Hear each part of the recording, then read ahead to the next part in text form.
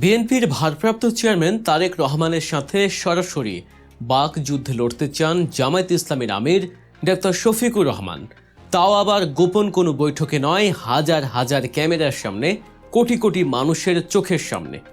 রাজনীতির মাঠে দীর্ঘদিনের মিত্র বলে পরিচিত এই দুই দলের শীর্ষ নেতাদের মধ্যে হঠাৎ কেন এই মুখোমুখি অবস্থান? কেন জামায়াত আমির বারবার তারেক রহমানকে ডাকছেন ডিবেট বা বিতর্কের টেবিলে? তবে কি দীর্ঘদিনের জোটের সম্পর্কে চিরতরে ফাটল ধরল, নাকি আগামী নির্বাচনে ক্ষমতার মসনদ কার দখলে যাবে তা ফয়সালা করতে এই ওপেন চ্যালেঞ্জ? আজকের ভিডিওতে আমরা উন্মোচন করব এই ডিবেট চ্যালেঞ্জের পেছনের আসল রহস্য এবং আগামী দিনের রাজনীতির এক অজানা সমীকরণ। ত্রয়োদশ জাতীয় সংসদ নির্বাচন যত ঘনিয়ে আসছে, বাংলাদেশের রাজনীতির মাঠ ততই উত্তপ্ত হয়ে উঠছে। তবে এবারের উত্তাপটা একটু ভিন্ন।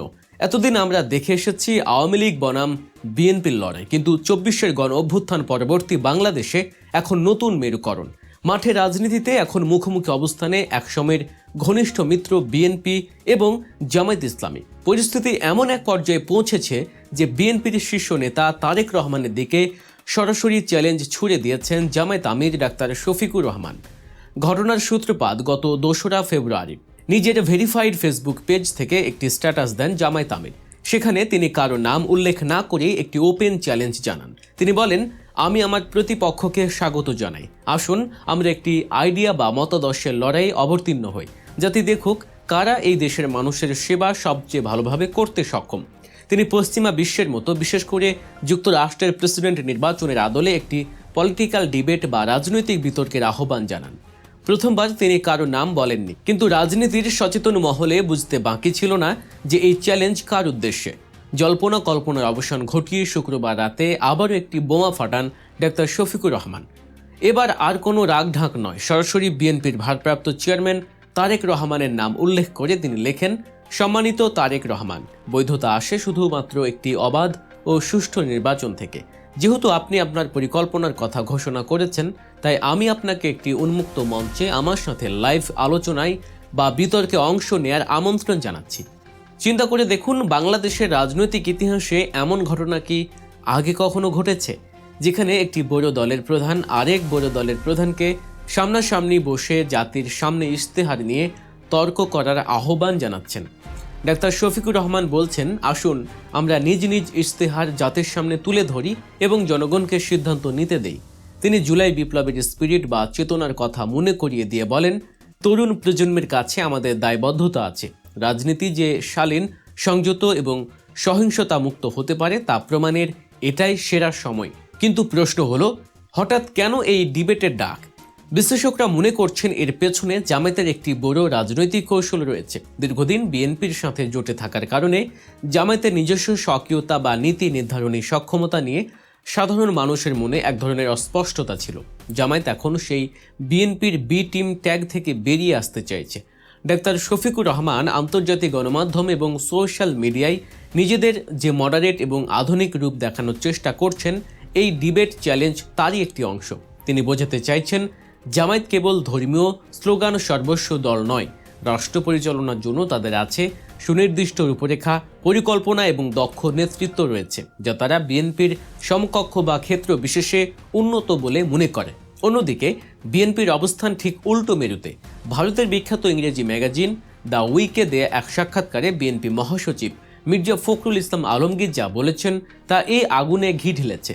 মির্জা ফখরুল পরিষ্কার ভাষায় বলেছেন, আগামীতে বিএনপি সরকার গঠন করলে সেখানে জামায়াতের কোনো অংশগ্রহণ থাকবে না। তিনি আরও স্পষ্ট করে বলেছেন, জামায়াতের সাথে বিএনপির কোনো লিখিত চুক্তি নেই।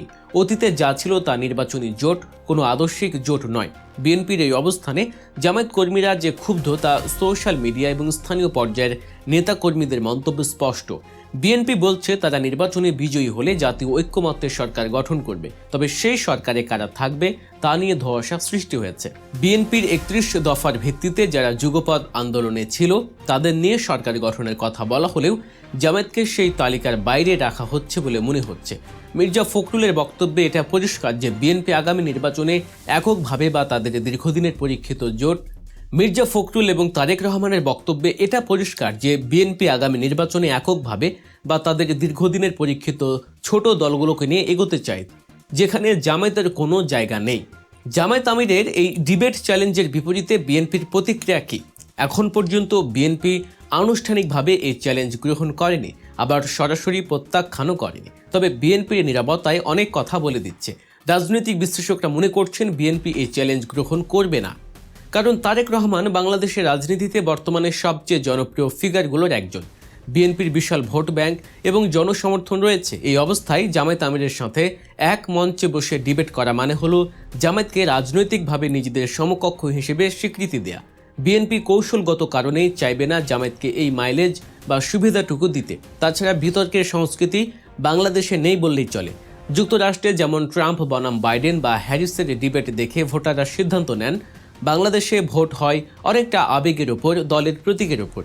বিএনপি মনে করে তাদের মাঠের শক্তি এবং ধানের শীষের জনপ্রিয়তাই নির্বাচনে জয়ের জন্য যথেষ্ট। সেখানে নীতিমালা তর্ক বা ইন্টারেকচুয়াল ডিবেট তাদের ভোট ব্যাংক খুব একটা প্রভাব ফেলবে না। কিন্তু জামায়াত কেন এত আত্মবিশ্বাসী? দ্য উইক ম্যাগাজিনেই ডাক্তার শফিকুর রহমান বলেছেন, গত 15 বছরে আওয়ামী লীগের শাসন আমলে জামায়াত সবচেয়ে বেশি নির্যাতিত হয়েছে, কিন্তু এই সময়েই তারা সাংগঠনিকভাবে সবচেয়ে বেশি শক্তিশালী রয়েছে। তাদের ক্যাডার ভিত্তিক রাজনীতি, শৃঙ্খল এবং তৃণমূলের জনসম্পৃক্ততা আগের চেয়ে অনেক গভীর হয়েছে। জামায়াত মনে করে তাদের এখন আর বিএনপির কাঁধে ভর করে চলার দরকার নেই, বরং এককভাবে নির্বাচন করে তারা নিজেদের শক্তির জানান দিতে প্রস্তুত। ডাক্তার শফিকুর রহমানের কথায়, আমরা নারী ও সংখ্যালঘুদের বিষয়ে আমাদের অবস্থান পরিষ্কার করেছি। আমরা আধুনিক বিশ্বের সাথে তাল মিলিয়ে রাষ্ট্র সংস্কারের রূপরেখা দিচ্ছি। অর্থাৎ জামায়াত এখন একটি ইন্ডিপেন্ডেন্ট পাওয়ার হাউস হিসেবে আবির্ভূত হতে চাইছে। আর এই চাওয়ার পথেই প্রধান বাধা হয়ে দাঁড়িয়েছে একসময়ের মিত্র বিএনপি। মাঠে রাজনীতিতেও এর প্রভাব পড়ছে। বিভিন্ন জেলায় বিএনপি এবং জামায়াত নেতাকর্মীদের মধ্যে ছোটখাটো সংঘাত, পাল্টাপাল্টি ধাওয়া এবং বাক বিতণ্ডার খবর পাওয়া যাচ্ছে। বিশেষ করে নির্বাচন ও নির্বাচনী এলাকা দখলকে কেন্দ্র করে এই উত্তেজনা বাড়ছে। এখানে আরেকটি গুরুত্বপূর্ণ বিষয় হলো জাতীয় সরকার বনাম একক সরকারের ধারণা। বিএনপি প্রতিশ্রুতি দিয়েছে তারা জিতলে জাতীয় সরকার করবে, কিন্তু মির্জা ফখরুলের বক্তব্যটা স্পষ্ট যে সে জাতীয় সরকারে জামায়াত নেই। এদিকে জামায়াত বলছে নির্বাচনের পরে কে কার সাথে সরকার গঠন করবে তা সময় বলে দেবে, কিন্তু নির্বাচনের আগে তারা তাদের শক্তি পরীক্ষা